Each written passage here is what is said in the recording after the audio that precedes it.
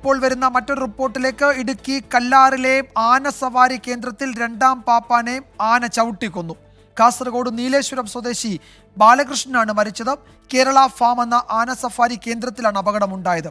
രാഹുൽ വിജയൻ ഇടുക്കിയിൽ നിന്ന് വിവരങ്ങൾ നൽകും. രാഹുൽ, എന്താണ് സംഭവിച്ചത്? എങ്ങനെയാണ് ആന പ്രകോപിതനായത്? വിജയകുമാർ, ഇന്ന് വൈകിട്ടാണ് ഈ സംഭവം നടക്കുന്നത്. വിനോദസഞ്ചാരി ആനപ്പുറത്ത് കയറ്റുന്നതിനിടയിലാണ് ഈ അപകടം.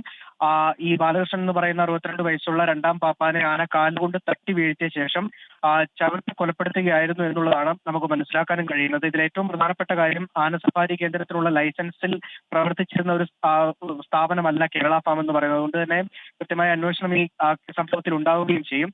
നിലവിൽ ഈ ബാലകൃഷ്ണന്റെ മൃതദേഹം അടിമാലി താലൂക്ക് ആശുപത്രി മോർച്ചറിയിൽ സൂക്ഷിച്ചിരിക്കുകയാണ്. അടിമാലി പോലീസ് സംഭവത്തിൽ അന്വേഷണവും തുടങ്ങിയിട്ടുണ്ട്. അതായത് രാഹുൽ, ഈ ആന സവാരിക്ക് ഈ ഫാമില് അനുമതി ഉണ്ടായിരുന്നില്ല. അപ്പോൾ അങ്ങനെ യാതൊരു അനുമതിയും ഇല്ലാതെയാണ് ഇത്തരത്തിലുള്ള ഏർപ്പാടുകൾ അവിടെ നടന്നത്. അങ്ങനെയാണ് കരുതേണ്ടത്, അല്ലേ? അങ്ങനെ തന്നെയാണ് വിജയകുമാർ മനസ്സിലാക്കാൻ കഴിയുന്നത്. ആന സഫാരിക്ക് ഇടുക്കിയിൽ 9ഓളം സ്ഥലങ്ങളിൽ അനുമതി ഇല്ലാതെ പ്രവർത്തിക്കുന്നുണ്ട്, അനധികൃതമായിട്ട് പ്രവർത്തിക്കുന്നുണ്ട്. അതിലൊരു സ്ഥാപനമായിരുന്നു ഈ കേരള ഫാം എന്ന് പറയുന്നതെന്ന് നമുക്ക് മനസ്സിലാക്കാൻ കഴിയുന്നുണ്ട്.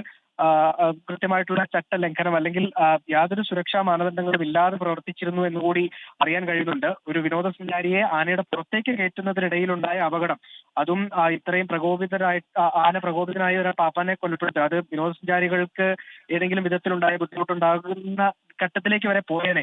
എങ്കിൽ കൂടിയും ഇതിലൊരു അന്വേഷണമോ കാര്യങ്ങളോ വനം വകുപ്പിന്റെ ഭാഗത്തുനിന്ന് ഉണ്ടായിട്ടില്ല. ഇതിൽ ഉത്തരവാദിത്തപ്പെട്ട ആളുകളുടെ ഭാഗത്തുനിന്ന് ഉണ്ടായിരുന്നില്ല എന്നുള്ളതും വലിയൊരു വീഴ്ച തന്നെ ഈ ഘട്ടത്തിൽ ചൂണ്ടിക്കാണിക്കേണ്ടതാണ്. ഇതിൽ കൃത്യമായിട്ടുള്ള അന്വേഷണം നടക്കണം. മരണമുണ്ടായി എന്നുള്ളത് അത് അത്യന്തം ദുഃഖകരമായ കാര്യം തന്നെയാണ്. പക്ഷേ ഈ സ്ഥാപനത്തിന്റെ പ്രവർത്തനവും ഈ ആന സഫാരി കേന്ദ്രത്തിന്റെ നടത്തിപ്പും അത് കൃത്യമായി അന്വേഷിക്കപ്പെടേണ്ടതാണ്.